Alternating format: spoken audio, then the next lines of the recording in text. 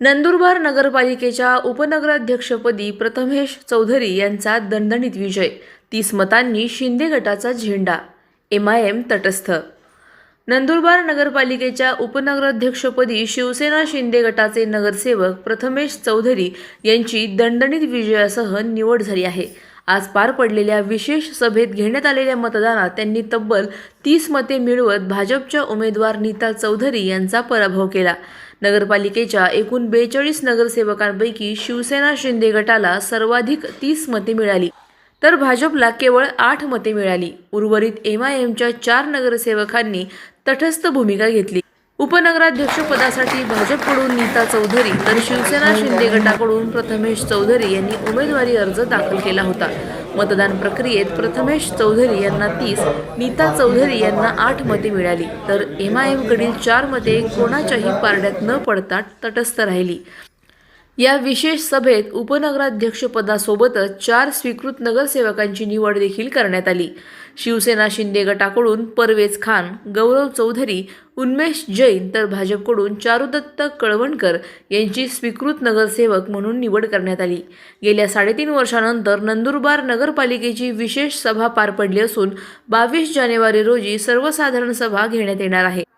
या सभेत विविध विशेष समित्यांचे सभापती निवडले जाणार आहेत।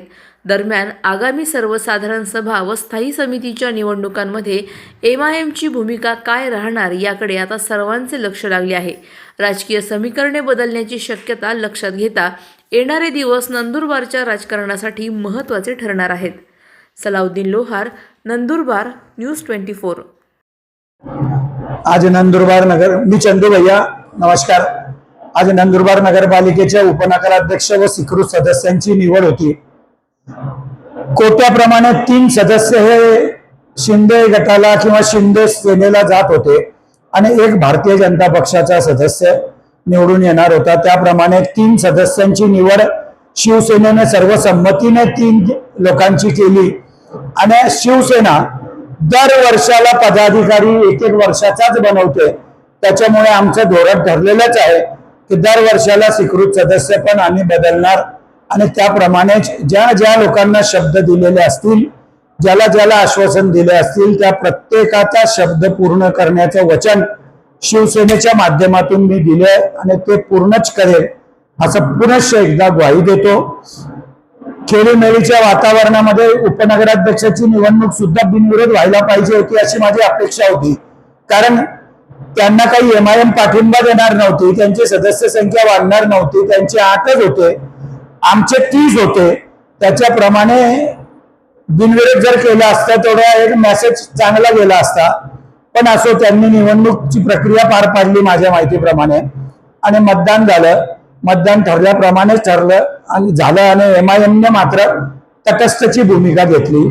MIM तटस्थ राहिली तरी सुद्धा मी त्यांचे बी आभार मानतो। भविष्यामध्ये या शहराच्या डेव्हलपमेंटला राजकारणाच्या व्यतिरिक्त जर बोलतील सभागृहामध्ये तर बोलू देणार नाही।